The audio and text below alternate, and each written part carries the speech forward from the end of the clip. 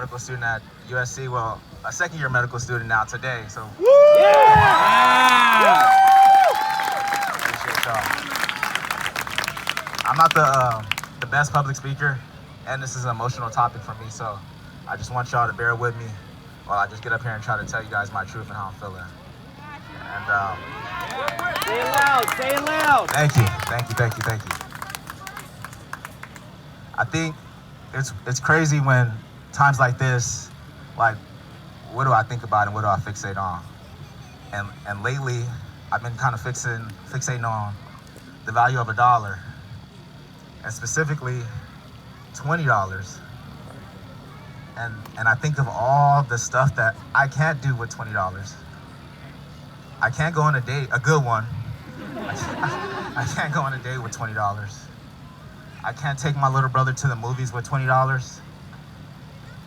I can't feed a family of 3 with $20. And I think about all this stuff that I couldn't do with $20. And I hear that $20 was enough for... Louder? Okay. Is this good? Yeah. And I hear that $20 was enough for a black man to be murdered. And that hurts. And you start to think, is that what I'm worth? Is that all I am? Can I be murdered over $20 because of the color of my skin? And it's traumatic.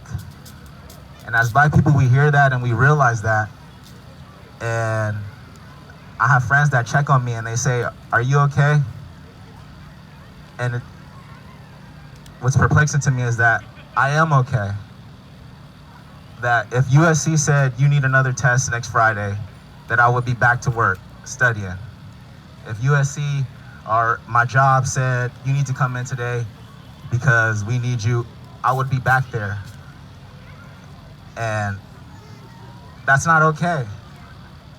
That's not okay that I'm a black man and I can push on through this traumatic experience, that I can still function at a high level. It's traumatic that anybody of any race can experience this kind of traumatic occurrence and see what I saw and still push on and function at a high level. So, what's going on? I'm trying to grasp that, and I know, and it's so clear and it's so cut. In medical school, all year, every week, every class, they tell me that black people have the highest amount of hypertension. They tell me that black people have the highest amount of diabetes. The pandemic, it tells me that black people are dying the most. How does that happen? We know that we get taught these things, that race is a risk factor, but we don't get taught that racism is the risk factor. That's right.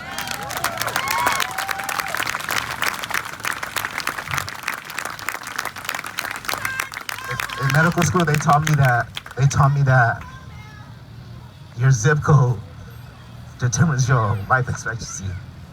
And how do we get in that zip code? There's something called redlining, where blacks couldn't live in certain neighborhoods, and this was set up, and these were laws that set up against black people. We're not taught that.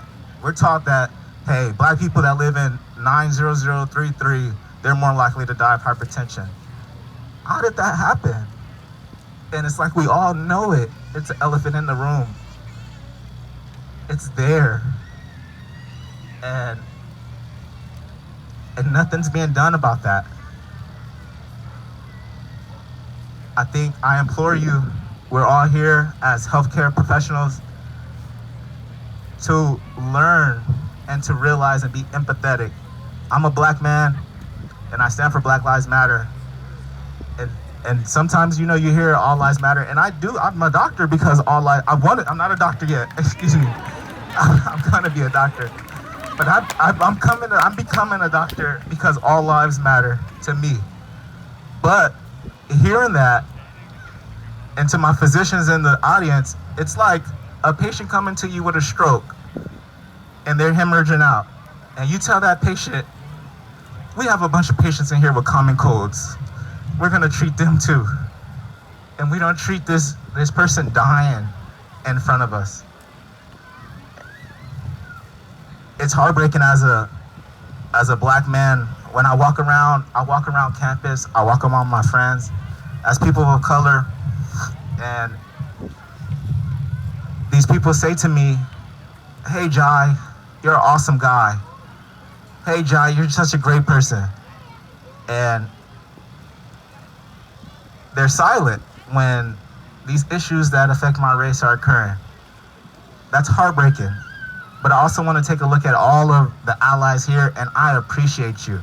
I appreciate you.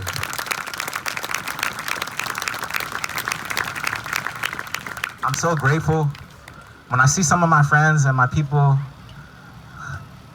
people of color, my non-black friends, and they get up and they speak, I tell them thank you.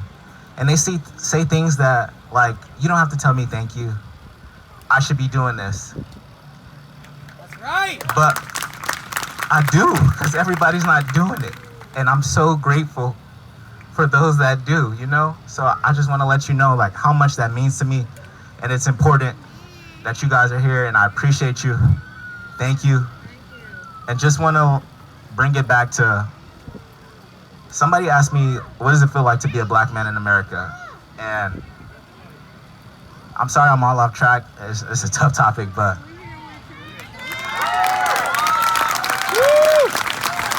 being a black man in America to me is, you go into elementary school and you read in one paragraph that your people built this country for free, and you're still a second-rate citizen in it. Being a black man in America is learning that your people were lynched for asking to matter. Being a black person in America is growing up and learning that your grandma got beat up for trying to segregate schools and marching for rights. Being a black man in America is learning that in 2020, I could still die because my skin is a little darker than yours. But through all of that, being a black man in America is about growing up in Watson, a single mama household, learning all of these horrors, and still being able to stand in front of you today as a first-year medical student and smile and walk with you.